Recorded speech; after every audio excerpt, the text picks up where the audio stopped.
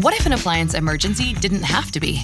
If your appliances suddenly decided they were done, don't stress. Best Buy has you covered with a wide variety of major appliances from trusted brands, in stock and available now. So you don't have to worry about laundry piling up, refilling the fridge, or that big dinner party you're hosting. Because Best Buy has the knowledge and expertise to get you the right appliance for your home.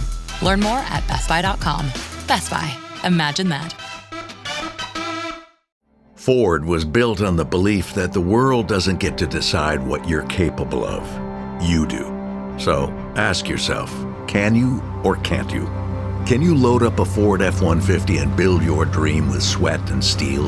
Can you chase thrills and conquer curves in a Mustang? Can you take a Bronco to where the map ends and adventure begins? Whether you think you can or think you can't, you're right. Ready, set, Ford. Let the Record Show with Judge Richard Weinberg, Suffolk County Republican Committee Chairman Jesse Garcia, and essayist and commentator Eric Lavine on the Red Apple Podcast Network. Welcome back to Let the Record Show with Chairman Jesse Garcia of the Republican Party. Jesse is the Vice Chair of the New York State Republican Party and the County Chair of the Suffolk County Party. With us is our esteemed co-host, Eric Lavine, noted attorney, commentator, and essayist, and I am Judge Richard Weinberg. So, gentlemen, no shortage of news. So let me start off by saying Trump came out with a 20-point plan for peace. He's given the in Gaza. He's given Hamas till 6 p.m. this Sunday, Eastern Standard Time. I think it was 7 p.m. What I've read is 6 p.m. If he wants to give him another hour, you know, how many more people can they kill in an hour? Then the answer is a lot. But the short answer is it's either 6 or 7 p.m. this Sunday, American time, Eastern Standard Time. Take it or face the consequences.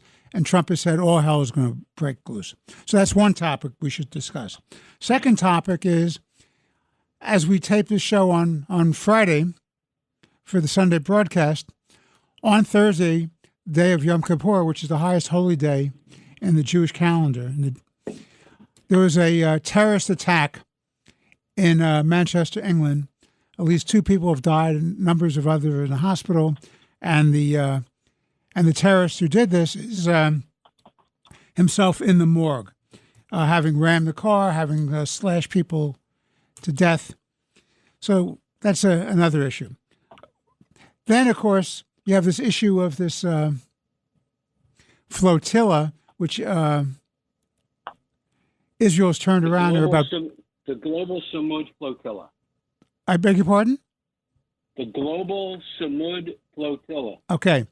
Flotilla, 40-odd ships turned around. All these people are going to be deported. And, of course, a lot of the apologists for terrorism say, oh, isn't this awful? How dare Israel do this? So let's take this one at a time. Let's take the 20-point plan. 20-point plan, in my view, it's great. Let's end the war. That's swell. But what comes after? What really comes after?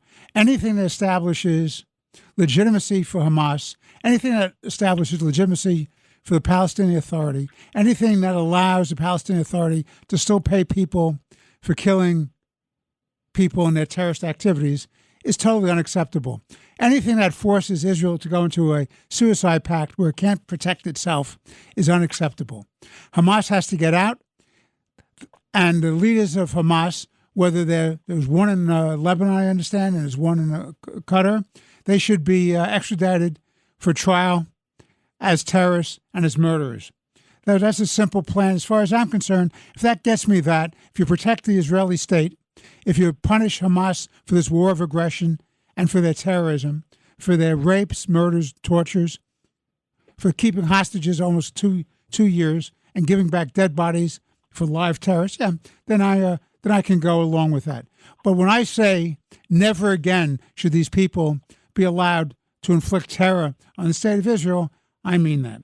With respect to the attack in England, in a large measure, this is a result of the enabling by the British government and by the way, this is throughout Europe, of anti-Semitism, anti-Zionism.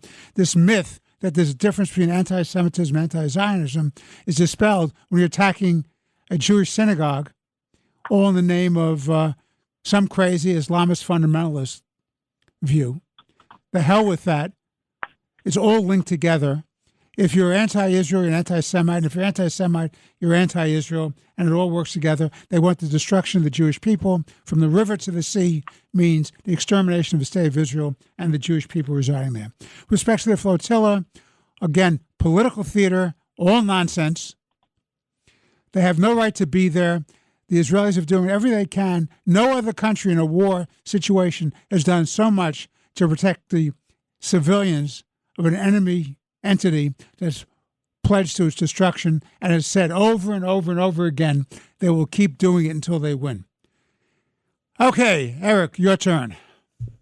Okay, so much to discuss. So what were the Israelis' two goals in fighting back after October 7th? The first, of course, was to get back the hostages. And the second was to utterly defeat Hamas militarily and politically so that it could not survive in any way, shape, or form to rule over a post-war Gaza. Hamas had to drift into the ash can of history. What does the Trump plan do? Both those things. It accomplishes both those things.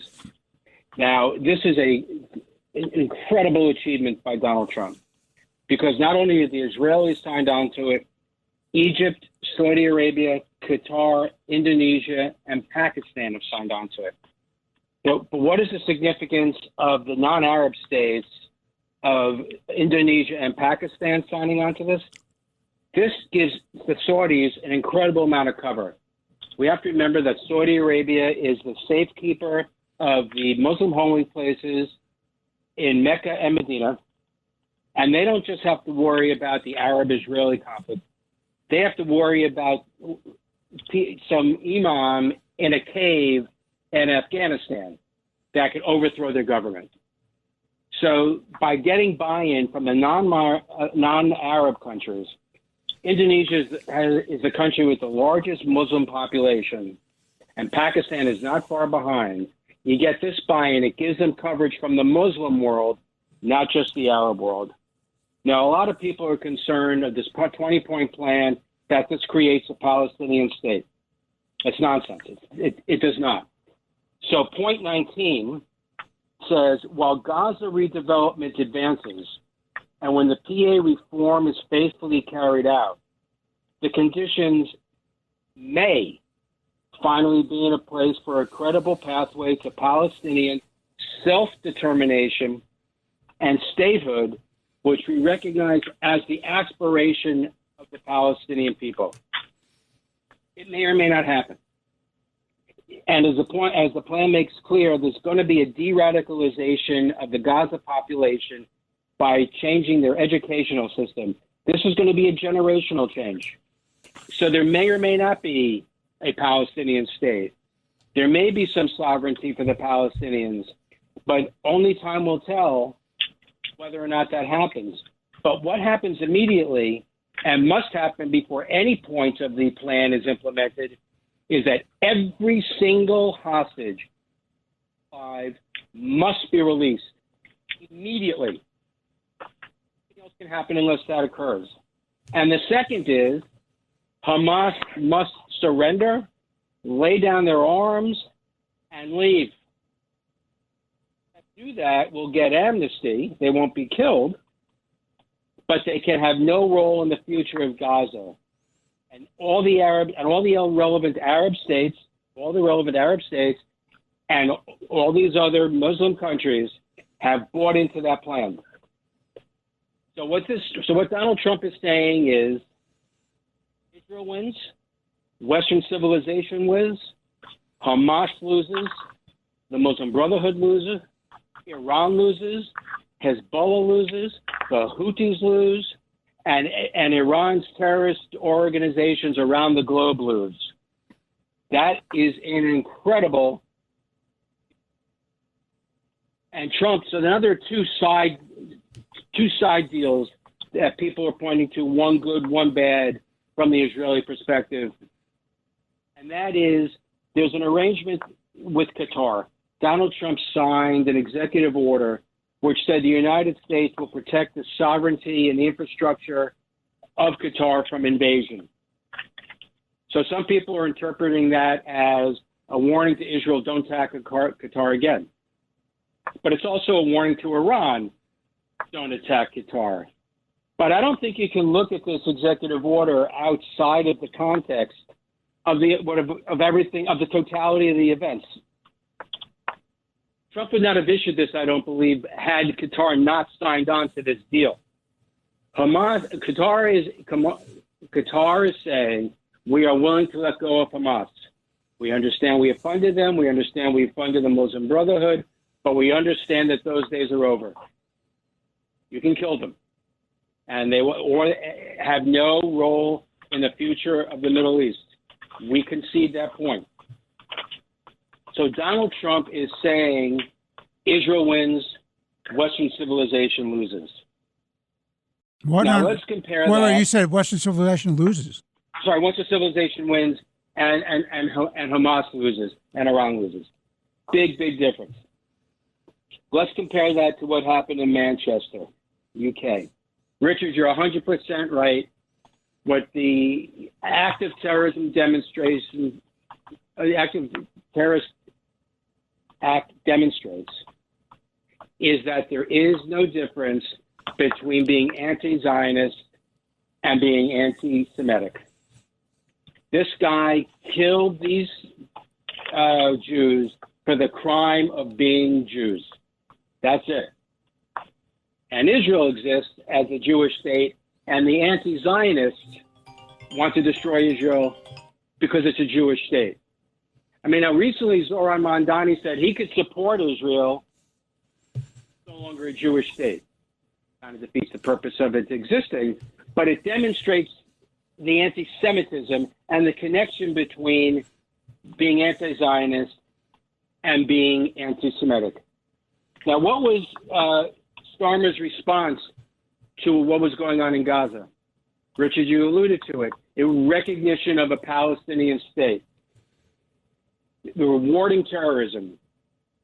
Starmer, although he did not commit this act of terrorism, he was an enabler. He encourages it because he told this bastard, if you kill Jews, you will be rewarded. So the UK response is, we feel terrible that Jews are dead. Tell Israel, you can't fight back. Let me tell Mr. Starmer this.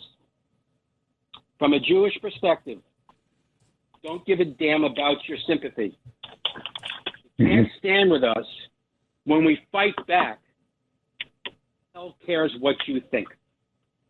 And by recognizing this Palestinian state and rewarding terrorism, you are not just undermining Israel and the Jews, you are undermining Western civilization.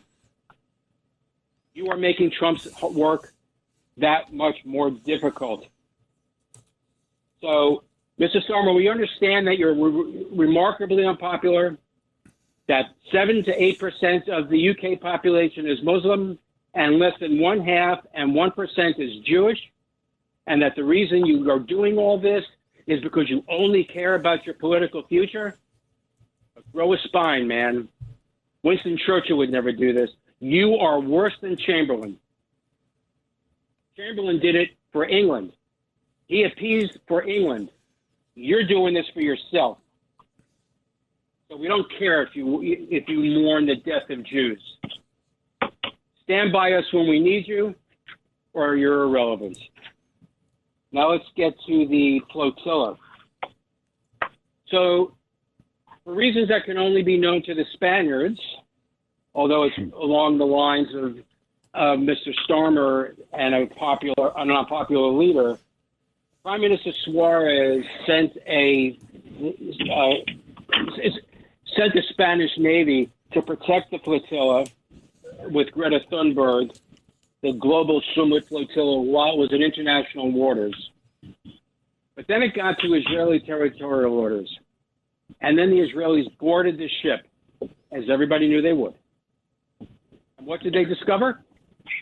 Absolutely nothing. There was no food. There was no aid. This flotilla was not designed to feed the Palestinians. It was designed as a complete prop. They were hoping that the Israelis would get physical and kill somebody so that there'd be more bad PR for the Israelis. There was no purpose in it. But what does Zoran Mamdani say? Or as he says, Zoran Kwame Mamdani, in his post today? This week, the global Samud flotilla tried to deliver life-saving aid to Gaza. Instead, 461 people, including New Yorkers, have been detained by the Israeli military.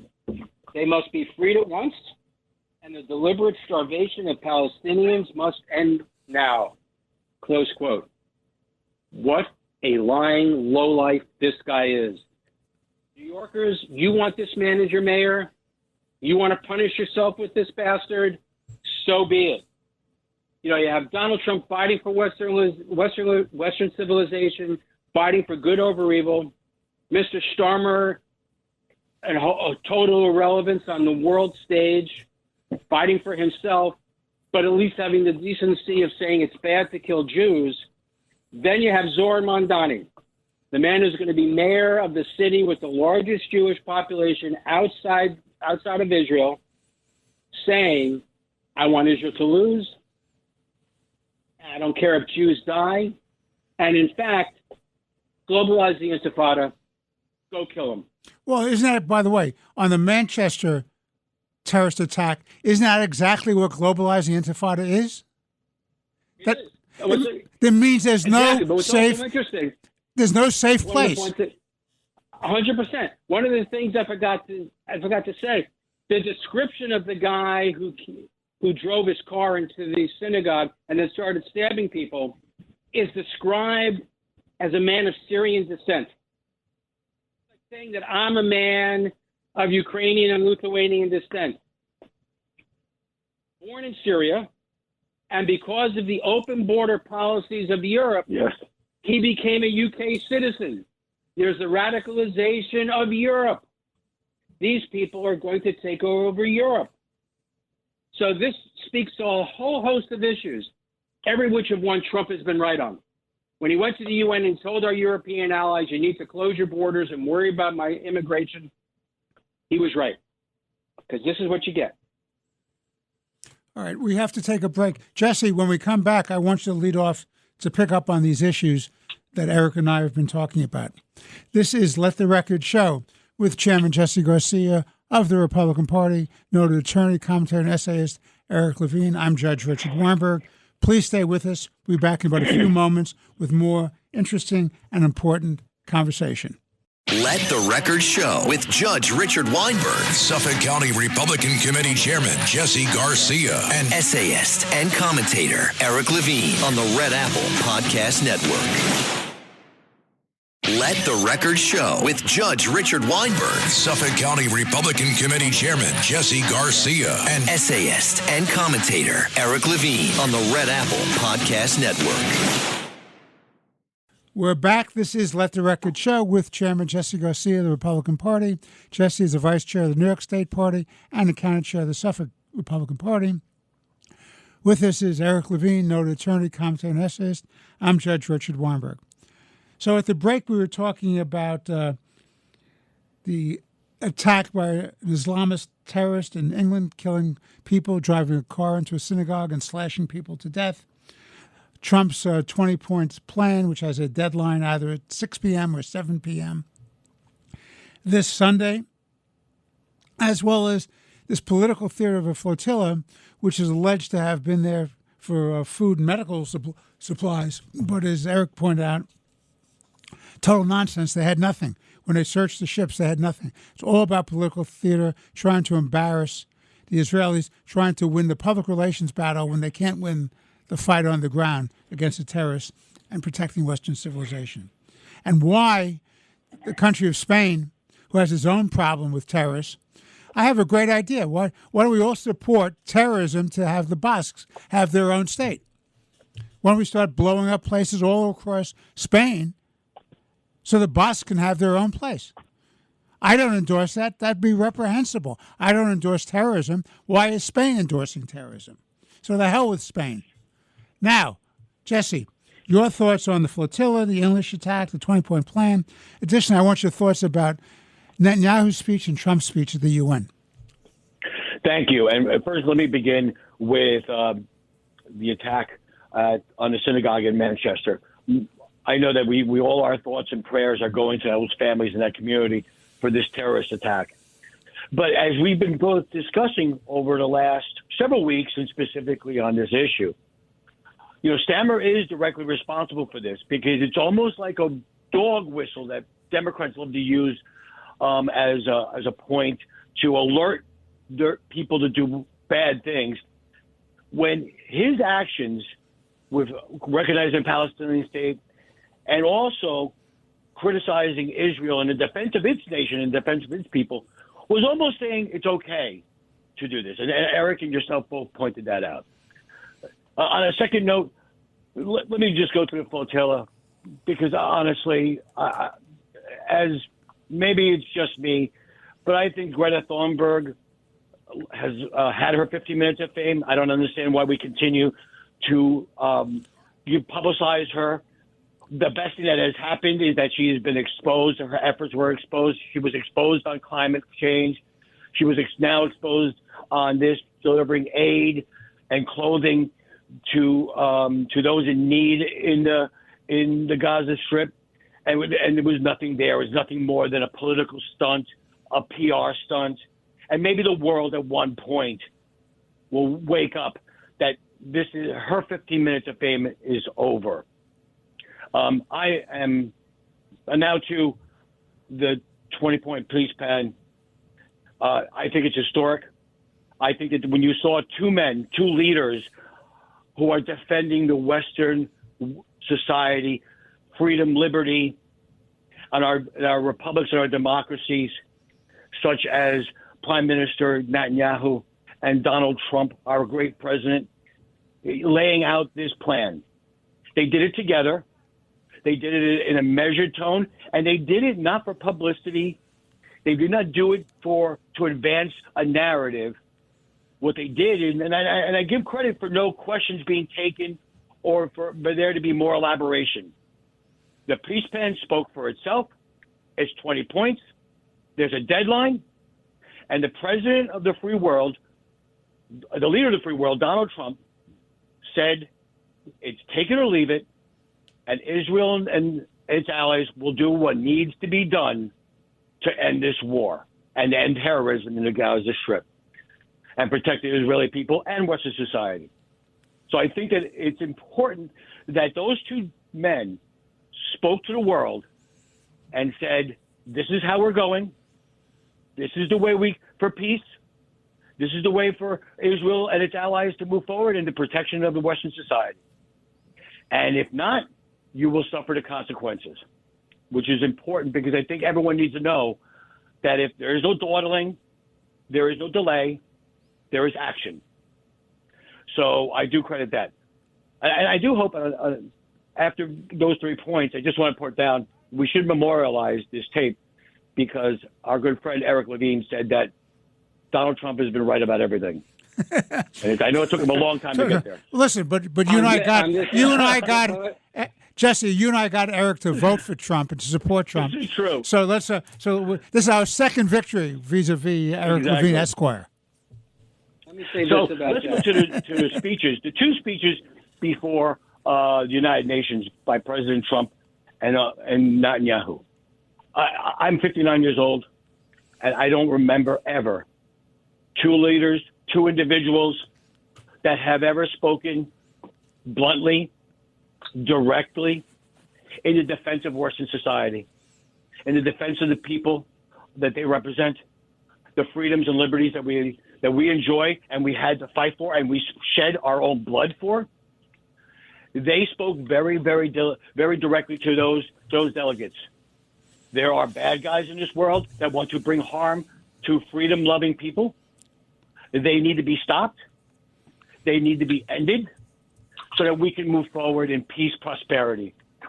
And he also they both called out a corrupt, ineffective international body that is the UN, which coddles these terrorists as opposed to freedom-loving countries.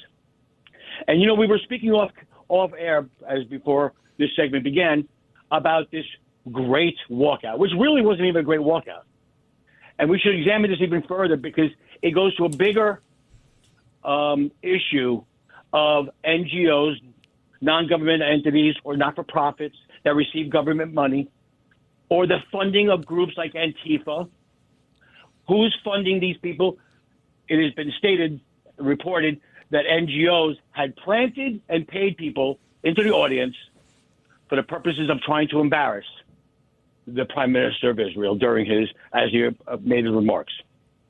So overall, the United Nations needed to hear what President Trump said, what Prime Minister Netanyahu said.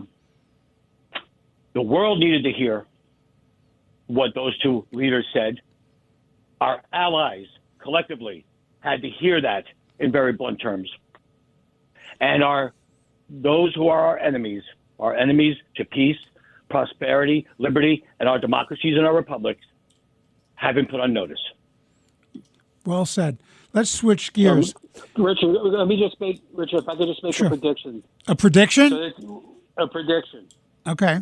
We are recording this show Friday afternoon, October 3rd, and it's going to be aired Sunday morning, the 5th, and the deadline for Hamas to accept the deal is 6 or 7 o'clock Washington time.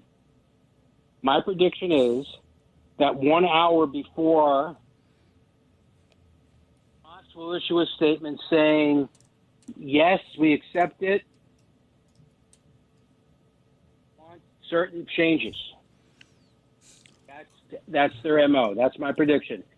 And I think and then that what? Trump will say. And then what? I think that both Trump and the Israelis will say, "There's no yes but period or no period." And since you didn't say yes period, the Israelis will finish the job in Gaza City. Well, that's swell with me. It will be quite a sight to see. Okay. All right. So the Israelis will eviscerate them. Well, it's about time. It's only taken 2 years. All right. Let's switch gears. I want to ask both of you gentlemen the following question, or two points I want to make. And we've alluded to in the first part of this discussion. One of the European politicians are going to wake up to the existential threat that their countries and Western civilization itself is facing. And when are we going to have, so that's the European question. And then the related question domestically here in the United States is the United States, through the Trump administration, is fighting back against open borders given to us by the Biden administration and the awful dangers that flowed from open borders. This is an illegal policy that the Biden administration allowed to happen. It was suicidal because you have millions of people coming in here unvetted, gangs and cartels and potential terrorists from all over the world came in here, and that threatens America, and they could be triggered at any time. So my question is, when does Europe wake up, and when do we stop having this fight against the lawful acts of this administration to fight against law enforcement and protecting this country? Eric. The answer to your question of when Europe wakes up is when the leaders of those countries, or I should say, when the voters of those countries elect leaders that want to close their borders. Like, for instance, Nigel Farage in the UK, some of the more conservative parties in France. How do you get around the European? How do you get around the European Union problem, which is if you get into one country, they give you a passport, and you get it all through Europe? How do you stop that? Well, some countries are going to have to stand up and say, "We're opting out. We're closing our borders. We don't care what the EU provisions provide. Closing our borders." And unless and until they do that, or they get enough countries to get the policy, Europe has no hope. has no future. In other So words, either the have to European survive or Union win open or not. border policy is suicidal. It really is. And that was Trump's point at the UN. That's why Trump's point on securing our southern border resonates throughout the United States. Because Americans understand the point. We want immigrants, but we want the people to come legally. We want to know who's here. That our country can survive. No borders, no country. So these open border policies throughout Europe, basically saying there is no UK, there is no France, there is no Belgium, there is no Italy. So you have to secure your borders. And if some other country has a policy that undermines your sovereignty to such a great extent, you have to stand up and say, stop. All right, Jesse. Jesse, what are your thoughts? We have a few minutes left in this segment. My thoughts are we discussed this on many occasions. The lack of border controls in Europe is destroying the very fabric of their societies, their patriotism, their nationalism, their culture. The whole culture is dying. Their cultures. I'm sorry, that's the word I was reaching for, and thank you, Your Honor. You can use it anytime. Jesse, you can use that word anytime you like. I waive my rights. Thank you so much. But it has been said because there's been an influx unchecked. And the European leaders, more on the liberal side, have been critical of the United States for closing its borders, especially first under Trump 45. And in fact, they were criticized and they were mocking them. Now, their populations are being overrun with unchecked, unvetted migrants that are now trying to replace their culture with their own that they fled countries from. They want Sharia law in London.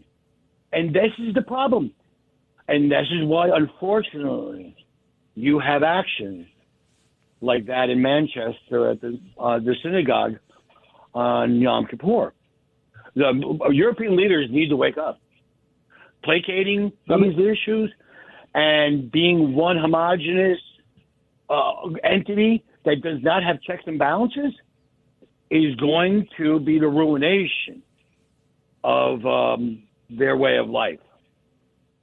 Well, let me make this observation. Yeah, go ahead. There is virtually a 100% correlation between political leaders that want open borders and enemies of Israel.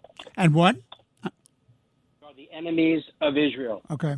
And whenever you find a political leader in Europe that wants to close the borders, they are supportive of Israel. But, you know, I'll tell you what troubles me. And this has bothered me, and I don't care what country you're talking about, whether you're talking about Europe or you're talking about Latin America or Asia or the United States.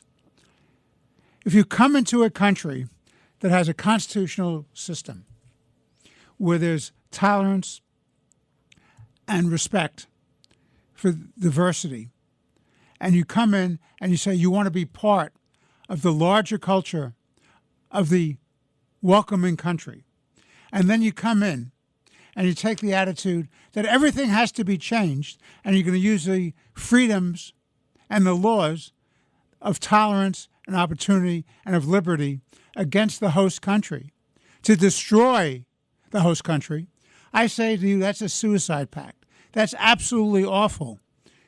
You have to stop that. You have to nip that in the bud. You nip it in the bud by, one, controlling your borders, two, having a legal immigration policy, where you vet the people and you make sure that you screen the people who are coming in. People should not be coming in to another country unless they accept the laws and the values and the culture of the larger country. I'm not saying be disrespectful, but don't come in here and tell me you're going to impose your own religious views. By the way, when you're talking about Sharia law, you're talking about something that's totally contrary to democratic values of tolerance for other religions. If you look at what this is all about, this is the imposition, the dominance of one religious point of view at the point of the sword that has to be imposed is about hegemony of one particular religion above all others. And anybody else who doesn't accept that is threatened with extermination. That's what we're talking about. This is awful, and we have to condemn that. You want to come to England? You want to come to France? You want to come to Spain? You want to come to Canada? You want to come to Australia? America? Fine. But respect other people's right to live. Live and let live.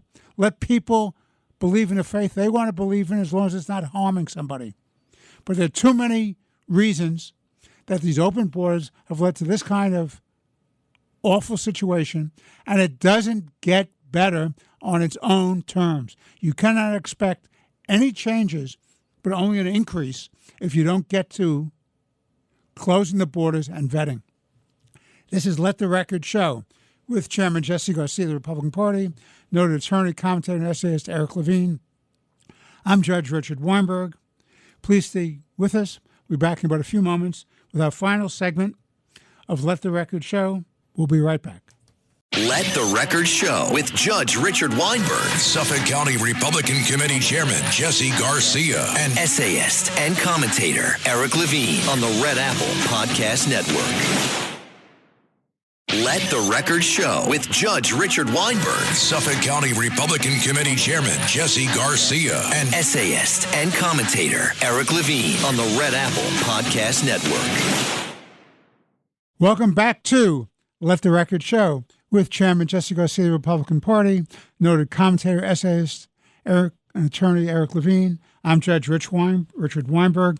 Joining us now is my good friend Paul Stone, a noted entrepreneur, somebody who created his own cryptocurrency backed by gold, a commentator who's been on many radio and TV shows talking about important economic and financial issues facing the United States. He wrote a book. It's called 1971.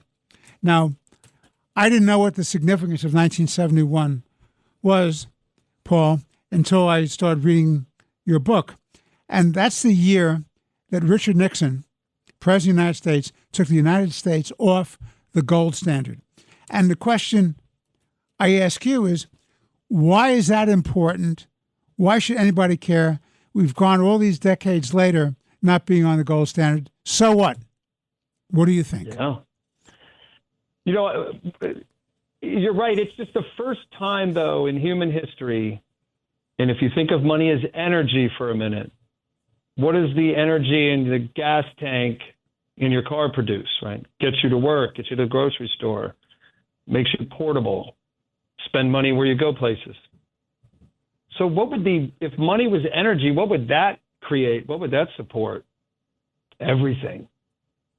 And so if we oversupply the financial grid with too much energy, it's going to cause a lot of invention and investment, entrepreneurialism, but there's going to be an offset. It's going to cause inflation. Now, just one quick measurement, because I know we don't have a ton of time. But since 2010, corporate profits are up 350%. Nice. Commodity prices are up 400%. Wages are up 84%. That's evil. Because this is a country full of people who want to enjoy their time here, and their earnings are being swamped by the increases in the cost of living year after year after year. And the lunacy, Judge, is the government is paying bills with money that's not real. You can't make cotton candy out of thin air. Someone had to grow the sugar in Brazil, sugar cane. Someone had to eat while they were farming it. They burnt some diesel getting it to the market, and then they got it to America. Someone had to drive it to the fair, and then they put it in some machine. Someone had to make the machine. You can't make anything out of thin air, but your money is. So let me ask you this question. In the book, you seem to have made three very important points. One is that because it's not backed by the gold standard, you have the destruction of the dollar. The severing of the dollar is linked to gold is you have government which is now unshackled from fiscal discipline. Is that correct? Yes. It's unrestrained from reality. Okay. Another thing you talked about in the book is what you call the two-income trap. That people are working harder and harder with two people in a family working, and yet their standard of living is not nearly as good. Is there a linkage to that about the... Absolutely. It's called inflation. So Nixon ends... Look how fast this happened, right? Nixon ends the gold standard in 71. Ronald Reagan is dealing with just throngs of women marching in D.C. wanting equal rights. What do they want the rights? They want equal pay. Suddenly they're in the workforce, and they're not getting paid as much as men. Why are they in the workforce? When since the Egyptians, they didn't choose to be once they got pregnant.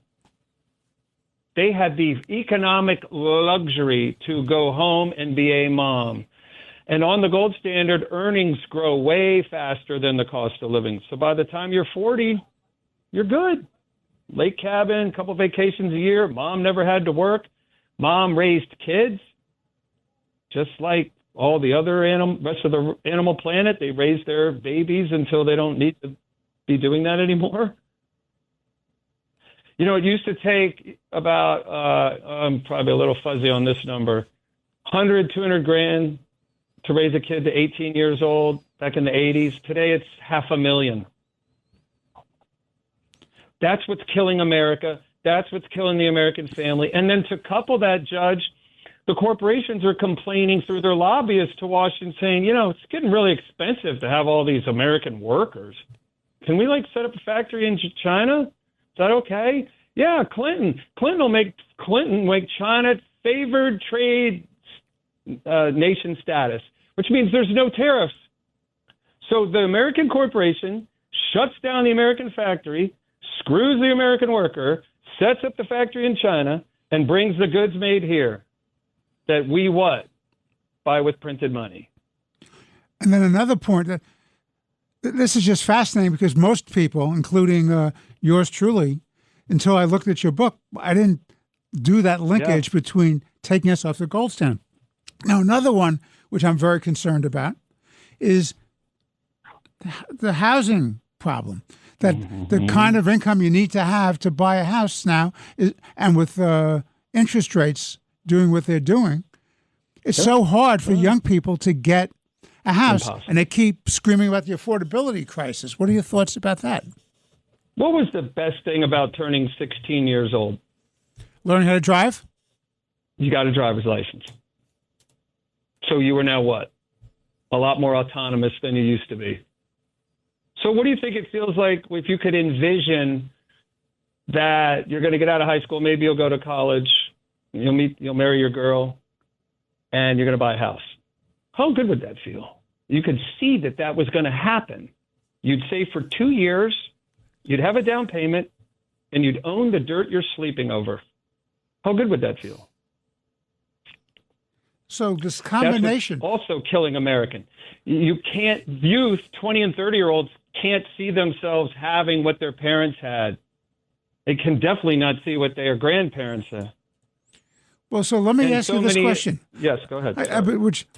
All right. So let's assume, for the purpose of discussion, that I agree with you 110%, and that this taking us off the gold standard has caused these problems, that this is the proximate cause of all of these problems, Paul.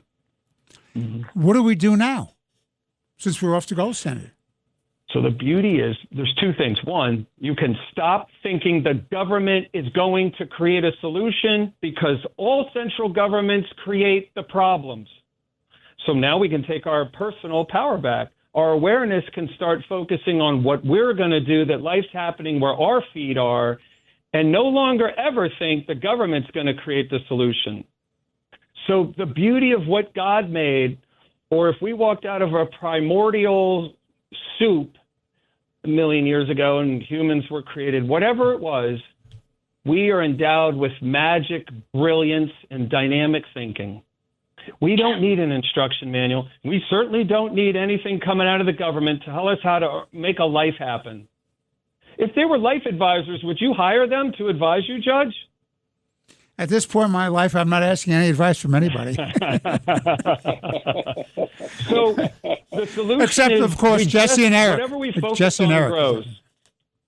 right? Whatever we focus on grows. So as soon as we understand that they're creating this financial wind that's blowing in most people's faces, certainly blowing at Elon Musk's back and Larry Ellison, they're worth $500 billion now, blowing at their backs.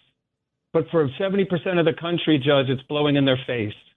And the minute we start thinking, oh, I'll just get off this financial gerbil wheel where I hope my earnings someday magically overwhelms my bills, I might go move to Tennessee. They have the greatest ratio of earnings to the cost of living in the country. So all I need is new ideas. That's all the magic of a human being needs is awareness, and it'll start self-correcting. Because the number one carrot it's going to chase is peace of mind. And if you're going to get that in Tennessee, guess where people are going to start moving? Tennessee it is. Eric. Anyone else? Eric. I can go all day. Well, unfortunately, like WABC does have limits. I know. They have to keep me alive to the 5 o'clock show. All right. Eric, your turn. Sounds like the MAGA movement. Yeah, MAGA has tapped into Trump's this for sure. coalition. Bring the jobs back. Bring the town pride back. You know, when I went to high school, we were proud to be Hornets, right? And in that town, they made stuff. Now, I caught the tail end of this America. I was born in 1970. But for the people before that, right, who cares if the factory owner gets a new Cadillac every year and I drive a beat-up old truck? I'm proud because I'm making something I see on a shelf or on the streets in my country. And my earnings overwhelmed my bills. I had peace of mind all the way back to the Egyptians. All we ever dealt with was the temporary warring king or the temporary plague, the temporary flood or drought. But we were all in that together, and we knew what our temporary misery was coming from, and we would overcome it. You can't overcome the government printing press. They're literally paying their bills with money that comes from Microsoft Excel. And they cause inflation. And they cause commodity prices to be up 400% over the last 15 years. Wages are up 80%. Now you got 70% of the country want bill to pay late this month. MAGA gets that. And that's why the swing states said, okay, we'll give you a shot. You're talking about breaking stuff. You're talking about changing the routines. We'll give you a shot. But I would go a very harsh step.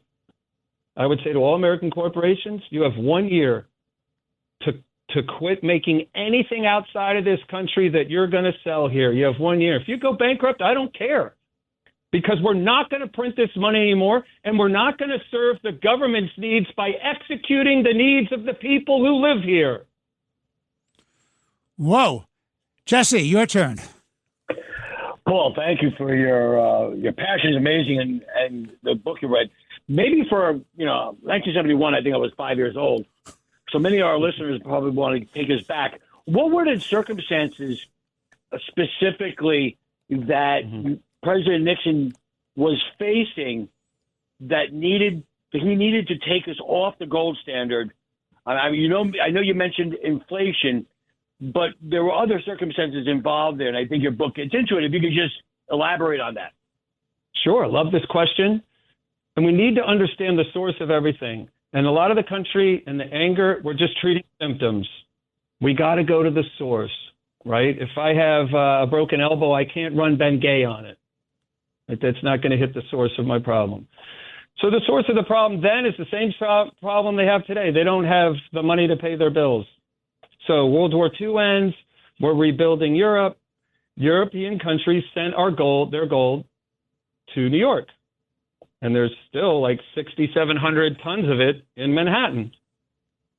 And when they did that, we could print a ton of money. But it wasn't unhealthy money because it was backed by gold. We could just make more of it because we had more gold.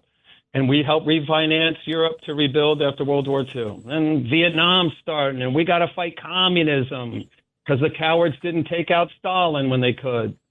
So now we got this big deal. So interest rates in 1960 are 1%. So you have no inflation. They're 5% in 1965. And Europe's like, you guys, the number one thing you export is inflation, and we're suffering here. So we want our gold back because you guys are cheating. And Nixon's like, oh, if we have to give all that gold back, our dollar's going to collapse. I don't think I want to tell the truth, so I'm going to tell a lie. And he breaks into an episode, I believe it was an NBA basketball game, August 15th, 1971, for 3 minutes, and sings some song about how things are just going to be so much better. And that was it. They covered up a lie.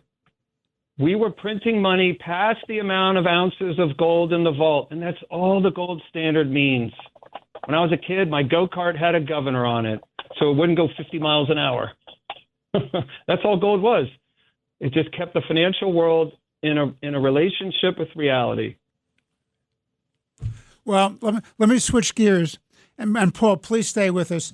To our listeners, the name of the book is 1971. It's by Paul Stone. It's a fascinating book.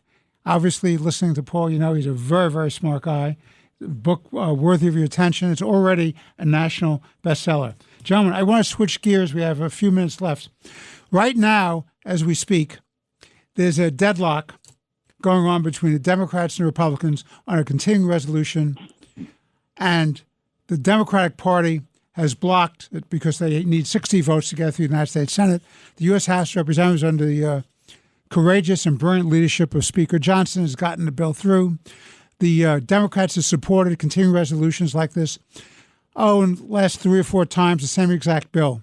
What this is all about, in my opinion, is they're trying to bail out the overspending that came with the Biden budget.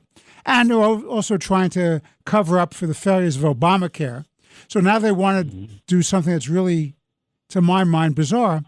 They want to say to all these illegal aliens who came into our country, had no legal right to be here, should not be here in the first place, and should be out of this country, we're going to pick up your medical bills and we're going to cover it. That's what this fight is all about. So Schumer is protecting illegal aliens at the expense of American citizens and taxpayers.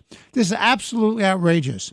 In a great column by Kim Strassel in today's Wall Street Journal, she points out that the Republicans have to hold fast and stop the Democrats under Schumer's leadership from getting them to buy in to saving Obamacare. Obamacare was a fraud from beginning to end. You couldn't keep your own doctor. The costs went up. Even places where you could get up and get an insurance policy, doctors were fleeing because they couldn't make money. There are states where there's only one OBGYN doctor in the whole state. I think it's either Iowa or Kansas. I mean, these things are ridiculous. Obamacare is a colossal failure. This add-on that Schumer's trying to push through right now, as we speak, with the support of his Democratic caucus to block the 60 votes, means that we now have a so-called shutdown. Now, the good news is the shutdown is not of essential services, because the president has the ability to discern what the essential services are. And that's very, very important to understand. The second thing is it gives Trump the opportunity to cut out wasteful spending for all the add-ons and the NGO funding and all the nonsensical agencies that get money for doing nothing. So, Eric, what are your thoughts about that? So 2 minutes to go. The last time we were on a shutdown cliff, Minority Leader Schumer voted to keep the government open. Voted to keep the government open. But this time, of course, he's standing and fighting. Why? Politics. Exactly. It is an acknowledgement that the Democratic Socialists of America now own the Democratic Party. There is no traditional Democratic Party anymore. So Schumer, to the extent that he wants to save himself politically, has been put into this corner of having to, quote unquote, fight. I'm going to fight. Even if I'm fighting for it makes no sense. Even if I'm fighting for socialism, even if I'm fighting for us to help Zoran Mamdani, I'm going to fight. So it's an acknowledgement that the Democratic Party is dead and the Democratic Socialists of America are on the rise. And this is only going to get worse and worse. It's going to pick up more and more momentum as time goes forward. And, Richard, I agree with you. What they want to achieve is crazy, but they should pass the continuing resolution, and then there could be negotiations between the president, the Republicans on the one hand, and Chuck Schumer and Hakeem Jeffries on the other side. Well, and I want to see if we can come to some agreement. I want to conclude this week's show by thanking our good friend Paul Stone, the author of 1971, a best-selling book that tells the facts underlying the separation of our dollar from the gold standard and its inflationary costs, which has denied future generations of a real economic opportunity and put burdens on our society. And I submit, Jesse and Eric and Paul, if you have this continuing trend for socialism all across the United States, which is the danger with the Mondami victory, because then it becomes the model in city after city, state after state, you're going to have a country that's really divided between the people who reject socialism and the people who think it's the greatest thing in the world. But the one thing I will tell you about socialism, if you think you have economic problems without having a gold standard, just think about the economic problems you're going to have when the socialists take over this country and destroy the capitalist system. This has been Let the Record Show with our distinguished guest, Paul Stone, author of 1971, a best-selling book that has to be read to understand where we are today. Jesse Garcia, our good friend who is the vice chair of the state Republican Party and the county chair of the Suffolk Party, and our very good friend, Eric Lavine, noted attorney, commentator, and essayist. I'm Judge Richard Weinberg. I want to thank you for listening. Look forward to being back with you next week on Let the Record Show. And as always, God bless you, God bless your families, and God bless America.